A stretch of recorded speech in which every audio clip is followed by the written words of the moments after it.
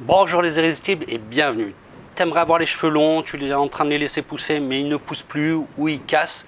Eh bien je vais te donner 5 conseils indispensables pour que tu puisses les avoir longs et beaux et le plus rapidement possible.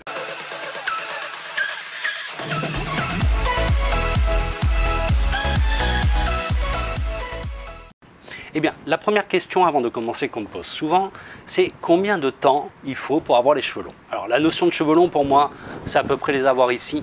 Donc si je pars de là à là, il y a à peu près 50 à 60 cm de longueur, d'accord? En moyenne, sache que ton cheveu pousse de 1 à 2 cm par mois. Donc si je prends une moyenne d'1,5 sur un an, ça va représenter 18 cm. 18 cm, tu vas en enlever 2 ou 3, je t'explique de suite après pourquoi. Donc comprends bien un truc, c'est que le cheveu il pousse de la racine, d'accord?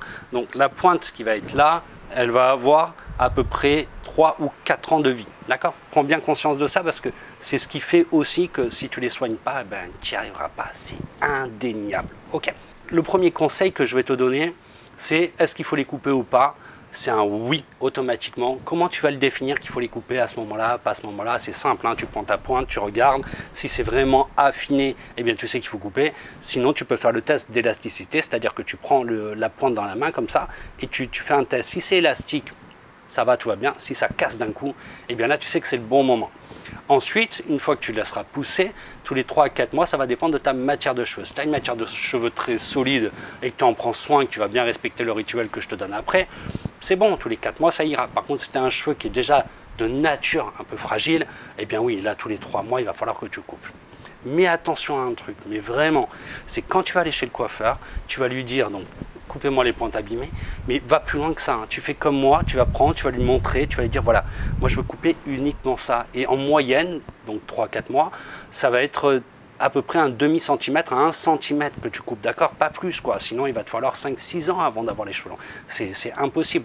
Enfin, 5-6 ans. Moi, je pars d'ici, donc vous partez peut-être d'ici. Donc, ça va peut-être prendre 1 an et demi, 2 ans, d'accord? Donc, dites-lui bien, voilà, vous me coupez un demi-centimètre et vous lui montrez bien, parce que des fois, la notion de centimètre, certains vont te montrer ça, certains vont te montrer ça. Donc, montre-leur bien avec tes doigts et au moins, tu es sûr qu'il va respecter ce que tu lui dis. Un autre point important, si tu veux avoir les cheveux longs, fais-moi le plaisir d'adapter quand même la coupe à la structure de ton visage, à la morphologie de ton visage. Avoir des cheveux longs pour avoir des cheveux longs, c'est moyen par rapport à la forme de ton visage, c'est moyen par rapport à ta personnalité, donc il faut vraiment travailler cette partie-là. Tu sais qu'il y a des vidéos sur la chaîne dans lesquelles je t'en parle par rapport à différentes formes de visage, etc. Donc ça peut t'aider, mais voilà, ne fais pas en sorte d'avoir les cheveux longs juste pour les attacher, ça serait dommage. Mon deuxième conseil, c'est les bons gestes et les rituels à avoir quand on va avoir les cheveux longs. La première chose, c'est le brossage. Alors c'est tout bête, mais le brossage stimule la circulation du sang, et de deux, en fait, tu vas redescendre un peu le sébum sur les longueurs et les pointes, et en fait, ça va amener une protection naturelle sur ton cheveu. Donc c'est déjà juste génial. Ensuite, je te conseille évidemment de prendre des produits professionnels au niveau du shampoing, puisque les shampoings professionnels, tu vas en avoir qui sont beaucoup moins agressifs, déjà sans le silicone, etc.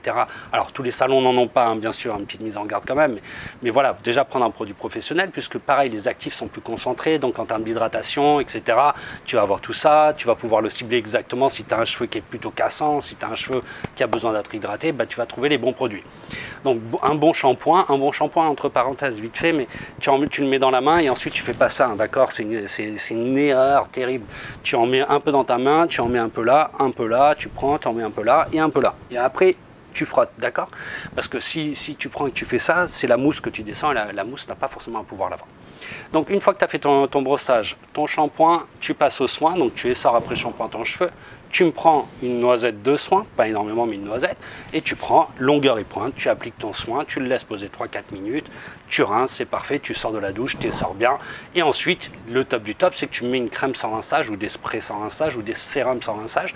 Enfin, sérum sans rinçage, c'est plutôt sur cheveux secs, donc crème sans rinçage ou spray sans rinçage, et tu vas me le mettre un peu sur les longueurs et pointes. En fait, ça va te permettre de les protéger contre tout ce qui est agression extérieure, d'accord?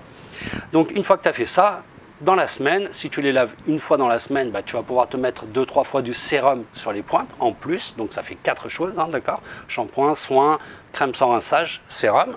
Et donc là, c'est tip top. Et si tu les laves 2 fois par semaine, bon, ben dans ce cas-là, un petit peu. Si tu les laves plus souvent, c'est encore un autre sujet parce que là, il va vraiment falloir adapter les produits, ta gestuelle, ta manière de les laver, etc. pour vraiment pas agresser ton cuir chevelu.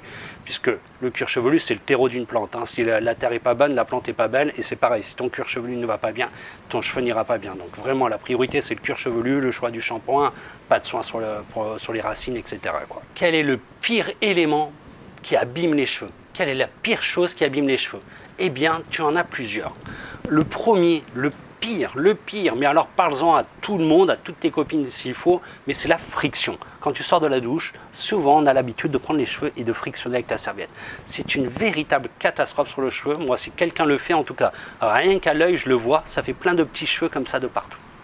Ensuite, tu as le brossage. Il faut utiliser une bonne brosse. Cette brosse-là, elle est juste tip-top, ça casse pas le cheveu. Et le brossage, tu démarres par la pointe et tu remontes progressivement. Et si ça bloque, tu forces pas quoi, hein. Tu vas doucement. N'oublie pas que ton cheveu il va avoir 4 ans de vie arrivé en bas. Donc si toutes les semaines tu prends et tu brosses fort et que tu me les casses, t'imagines le résultat au bout de 2 ou 3 ans, ton cheveu il est pas beau, il n'y a plus de matière, il va s'affiner, tu auras perdu de l'épaisseur en bas, etc.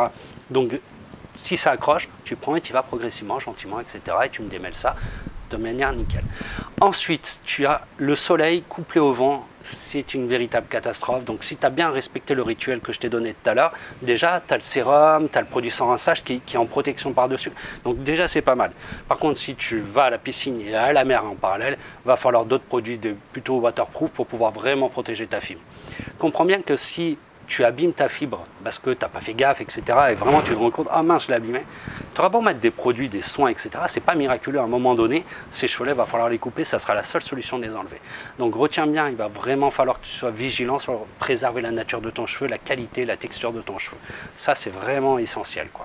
Mon 4e conseil, c'est est-ce que tu veux faire des couleurs et des mèches?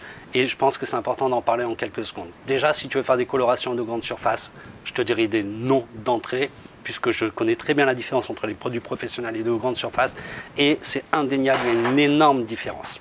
Donc, produits professionnels dans un premier temps, il y a différentes gammes de coloration. Nous, on va pouvoir prendre les plus légères, les adapter exactement à toi, tes besoins, etc.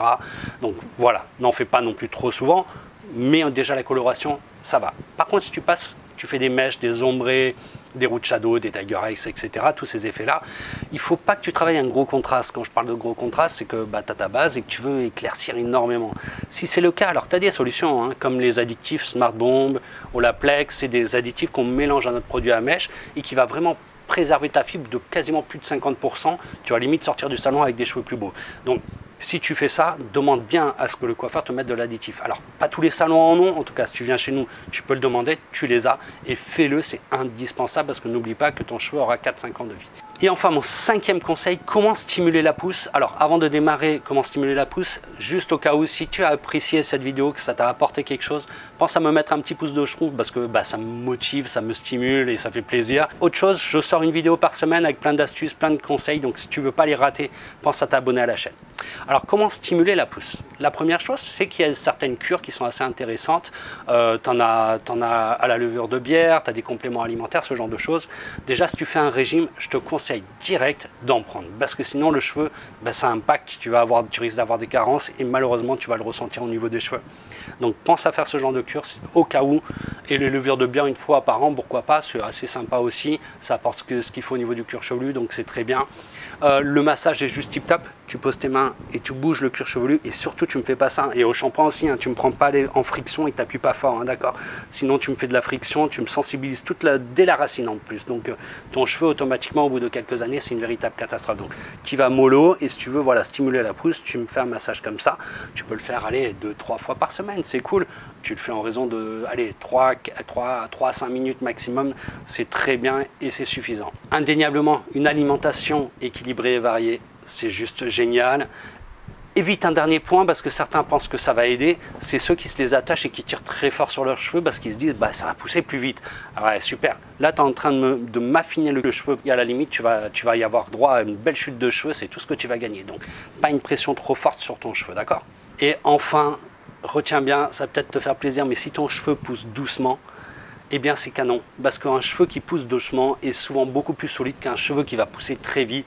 Et avec le temps, vraiment le temps, les cheveux qui poussent très vite finissent par s'affiner. Donc à la limite, si ton cheveu pousse doucement, c'est pas très grave, bien au contraire. Voilà, j'espère que tu as kiffé la vidéo. Moi je te dis à très bientôt dans une prochaine vidéo. Ciao ciao.